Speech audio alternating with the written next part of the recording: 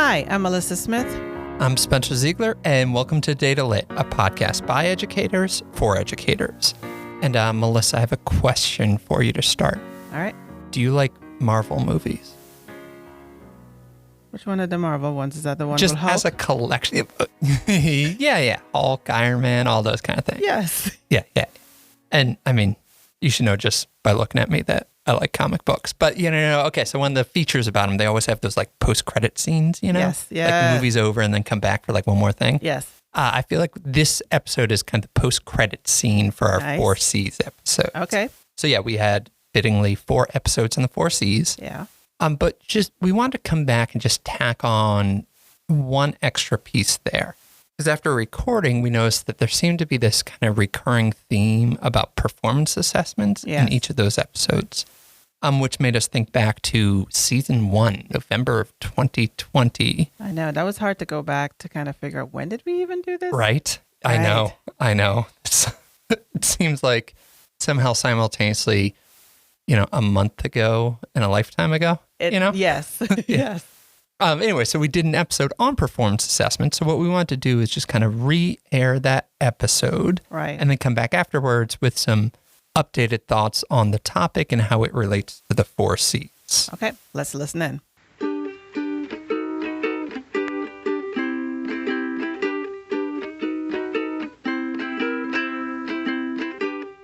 Hi, I'm Spencer Ziegler. Hi, I'm Mellisa Smith. And this is Serena Halstead. Welcome to Data Lit.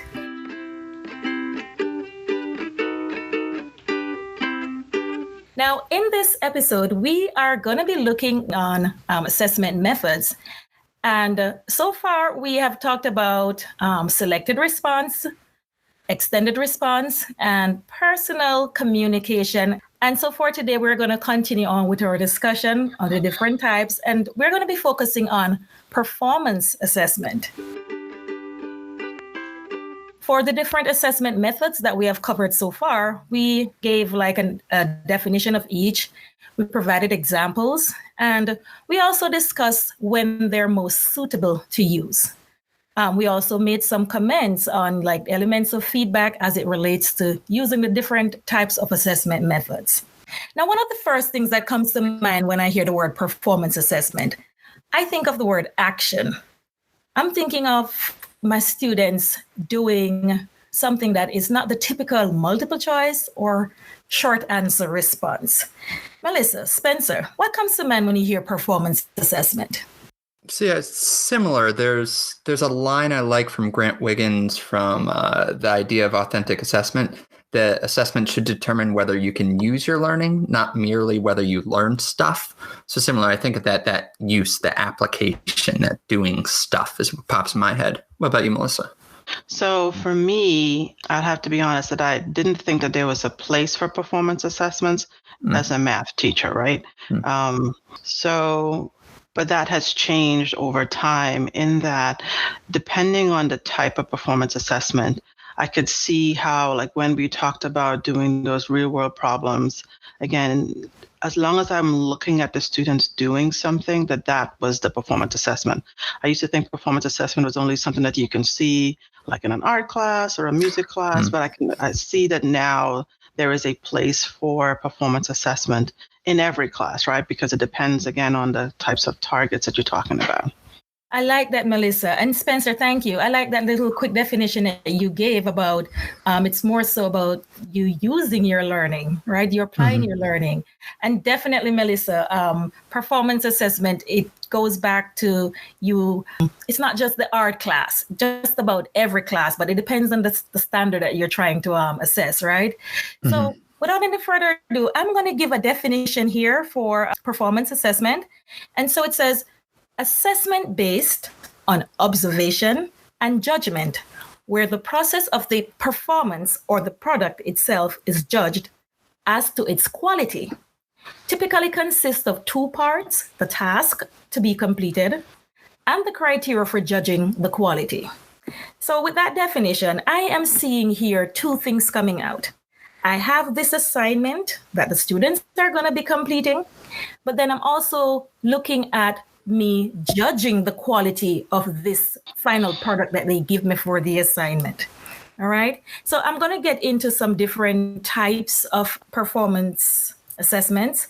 So we have our standalone, we have the curriculum embedded, we have constructed response, and then we have our complex project. Mellisa, could you just give me a quick overview of the different types that I've mentioned? Sure. So the research has said that there's sort of like a range of performance assessments, right? And they sort of build on one another. Like in one class period where there's very limited student choice. So I think of like the math problems that I used to do with my kids, right? So they do it in one class. I'm probably looking at one learning target, and they get that done. And then you had the types of performance assessments that are considered like a standalone. So you have, again, you can probably have 2 or 3 standards that you're looking at, still limited choice, and it probably takes 1 or 2 class periods. So an example of that for me, I think of the Wake County performance tasks that we give in grades 4 and grade 7, where we are pulling from language arts and maybe science or social studies. And the students complete that in, a class period or 2. But again, they have some choice, but the choice is limited. And then the next level up is like the curriculum embedded performance assessments, right? And those for me are, again, pulling on multiple standards. They tend to be very integrated. And that's, to me, the start of where you start to give students a little bit more choice and get more student involvement in the decision making. And those are, could be 1 to 2 weeks. You're building on them. And an example of that I think of that's really nice is in the district, our use of the EL curriculum, where they have those performance tasks that are sort of culminating events at the end of a module. I think those are really good examples of curriculum embedded type performance assessments. And then the final part in that range is the complex project types of performance assessments. So those are, you have multiple standards, they're very integrated, lots of student choice and decision making, a lot of flexibility, and they take time. So I think of and I hate to use this cliche, but you know how we talk about project-based learning. So, PBL, those PBL units that teachers pull together, and they could be like math and language arts, so social studies, those big units that they put together that kids spend time working on. I think those are really good examples of the complex project types of performance assessments. Yeah, if I can jump in for a second, one of the themes I feel like throughout this series is that it's not good assessment methods and bad assessment methods, but the right method for the standards, the student, whatever it might be. Likewise, I feel like that rings true for this. It's not good types of performance assessments and bad types. It's just what the situation calls for. So like what you were saying earlier, Mellisa, with like kind of math class, that you might not have the kind of prototypical example like the band student performing the song in front of some giant audience. You think like that's a performance assessment. But that doesn't mean that you can't embed types of these performance assessments into the curriculum to be able to see how well students can use their learning and transfer their knowledge. Right, I agree. Right, I agree with that, Spencer. And when we think about the different types of assessment method, as Spencer mentioned, it's not about having like a good type or a bad type. Whatever the assessment method that we're choosing, it will require some work on the teacher's part, right? And when I say require some work on the teacher's part, the teacher really needs to think about the big ideas. What is it that you really want the students to know and, can show you that they know it? And then as it relates to performance assessment, it's you looking at what they have created and basically putting that measuring stick, so to speak, to what they have done, right? So you're putting that measuring stick to their application of what they've learned from you. I'm going to go now to looking at the uses. So when I think of the performance assessment, we're trying to assess targets that requires a skill, product, right? Some form of reasoning. Definitely the performance assessment taps into those.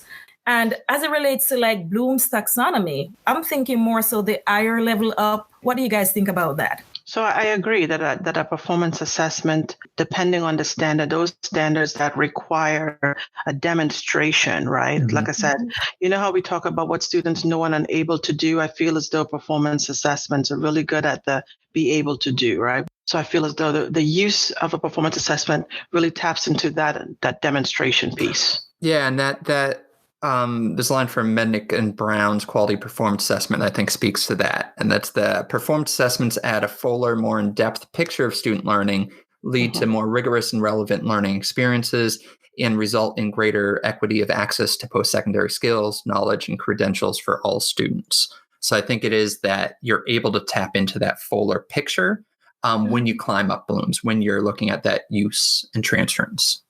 So basically what I'm hearing then, guys, I'm hearing like I'm looking for information that is more than just a recall. I need to see more than what you can just tell me. I need to see what you can do, right?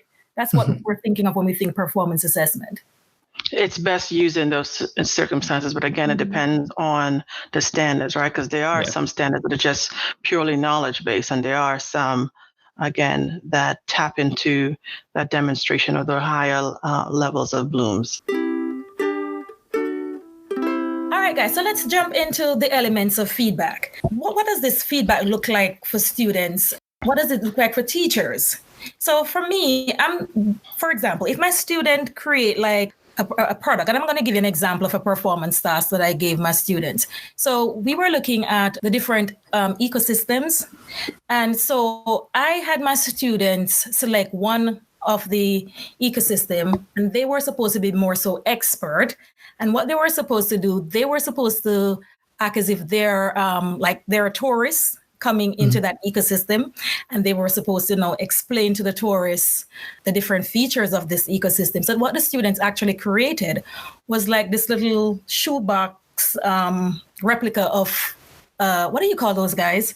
Diorama. Thank you, Spencer. Exactly. That's the word I'm looking for. But it was not just that. The student had to get up in front of the class and explain to the rest of their peers. Now, for their explanation, the students that were observing them, I gave them a rubric, and they were supposed to be checking off, like, does this diorama has all the elements that what we're looking for in terms of what the tundra should look like? And does the student explain, we're looking for keywords and concepts that, defines the tundra. And so for that performance piece that I gave my students, this is where we're talking about, here's the task, and then here's the rubric to assess it. So for me and my students, and mark you, this was elementary. I think of the performance assessment here giving more tangible and more transparent elements of feedback. What do you guys think about that? Yeah, I think that's what came to my head, that tangible and also that goal referenced aspect, because kids are creating something that speaks to the standards themselves. It can, that authentic product and sharing it to an authentic audience can really tap into, this is the goal, the standard, and they're creating something tangible. So those are the two elements that really jumped out to me when I was thinking about this. Nice. Mellisa? I think performance assessments are really good in terms of giving kids actionable feedback, right? Because again, you have that rubric. And so if you create a rubric that is clear in its criteria, then again, depending on what score the student gets, they can see very clearly, this is where I am in my evidence, and this is where next I need to go if they're not at that top level. So I think the rubric aspect of performance assessments allows us to really illuminate the actionable parts of feedback. Yeah. Definitely. Which can, sorry, I was going to say that can make it user friendly then as well, because it is so natural. Like, say you want to know a kid can hit a curveball. I miss baseball. We're recording during coronavirus. So that jumps in my head. Like, if you want to know if a kid can hit a curveball, like a performance assessment kind of example would be, you throw the kid a curveball and see if he can hit it or not. You're able to then give him feedback that's very goal referenced. You either can or cannot hit the curveball, very tangible. And the actionable, you're going to be able to see, like, oh, you need to move down your wrists a little bit, so you're having upward plane, whatever it might be. Right. So I think that really, the authentic nature shows how it's hitting those elements. What about the timeliness of it? Because I'm thinking more so of the time when I'm going to give my students feedback, really. I'm just supporting them as they go along building the project, but the final feedback is more so when they're presenting it to me. So in terms of the timeliness, would you say that, giving a performance assessment allow you to give that quick feedback as compared to other types of assessment methods?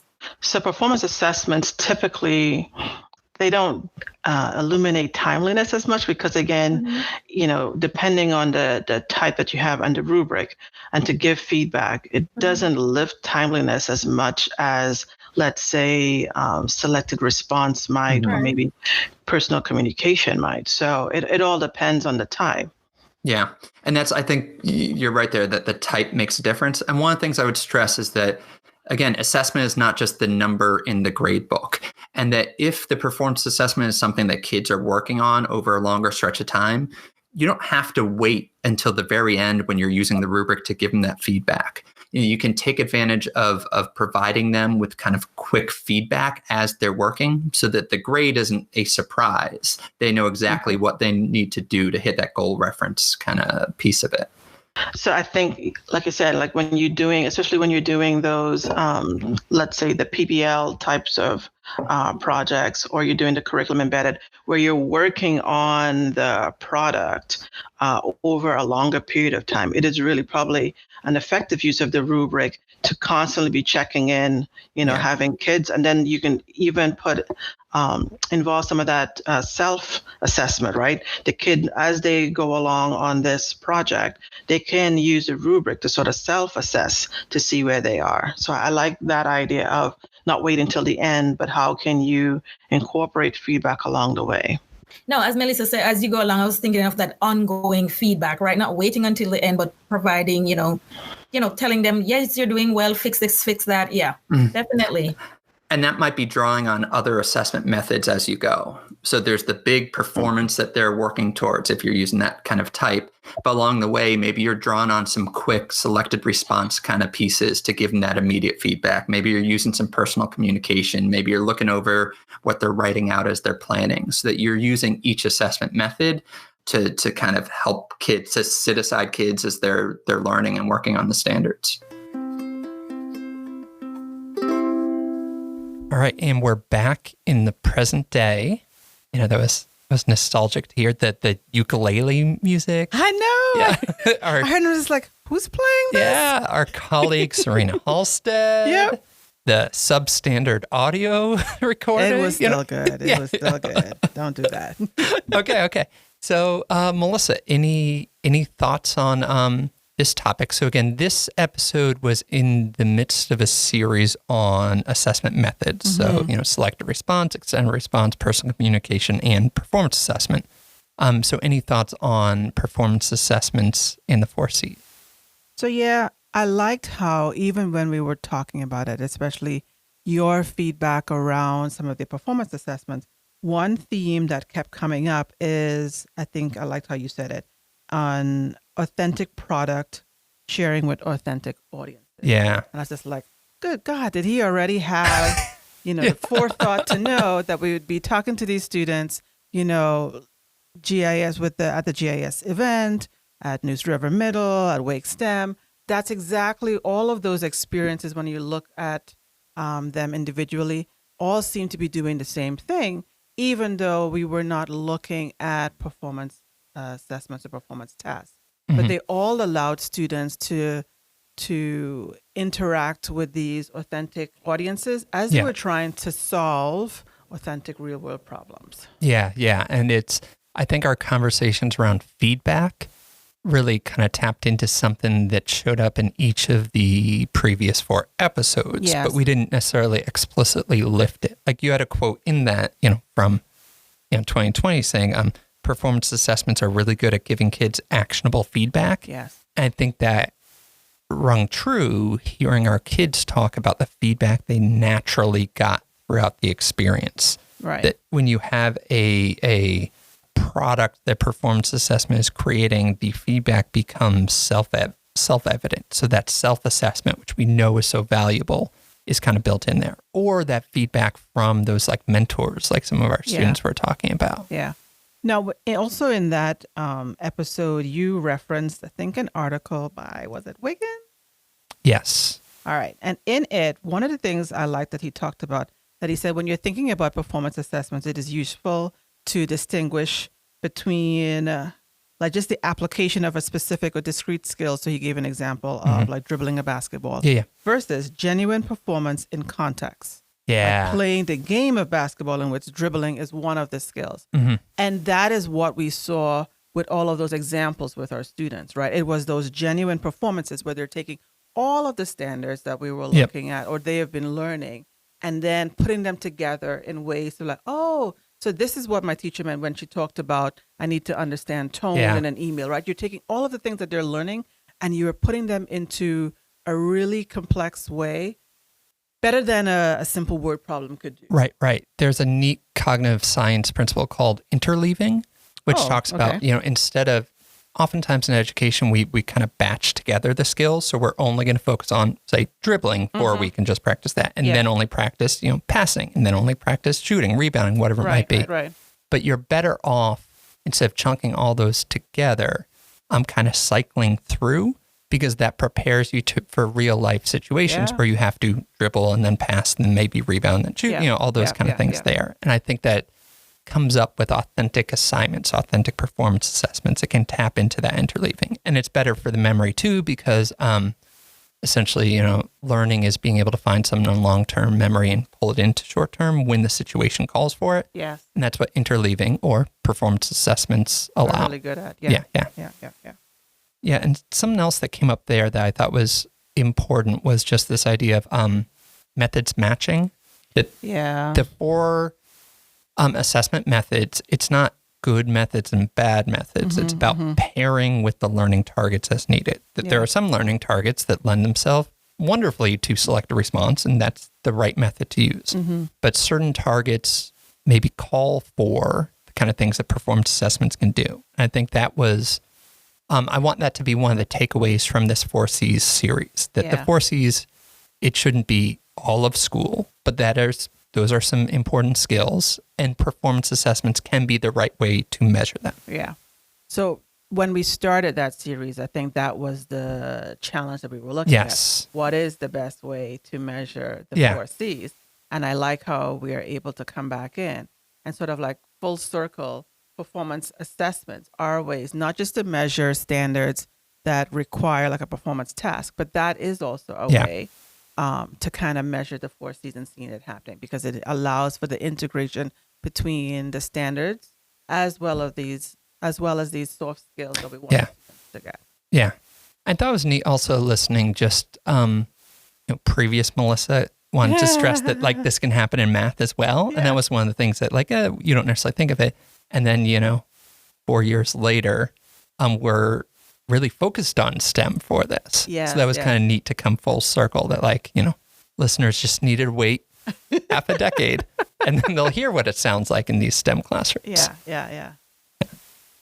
So any other thoughts on performance assessments in the 4 C's? No, I just really liked, at the time when we were recording the episodes, I didn't even make that connection, right? Again, as I said, we started off with this challenge is what would be the best way. Yeah. And we actually have something, which is good. We don't have to go out and invent something. Yeah. There are already things within our educational landscape that we can lean into to kind of help us with this conundrum. Yeah.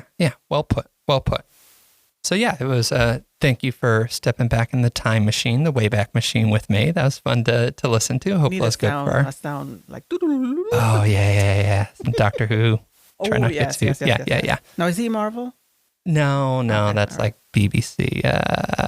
Though there's some relationship with Disney and Disney owned. I mean, it's all tied together. Right, never mind. Okay, I have no segue from that to the outro, but if you want to know more about not Marvel, but assessments and data, you can go to our website at www.wcpss.net/datalit. Thank you to, I guess, our former selves for providing most of the content for today. Thank you to Leesville Road High School's Will McElarney for the theme music. And also, we're starting to already plan for next season.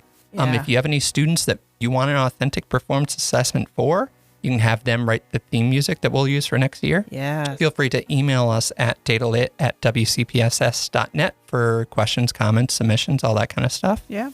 And thank you to listeners for tuning in. Yeah, thank you. And until next time, bye. Take care.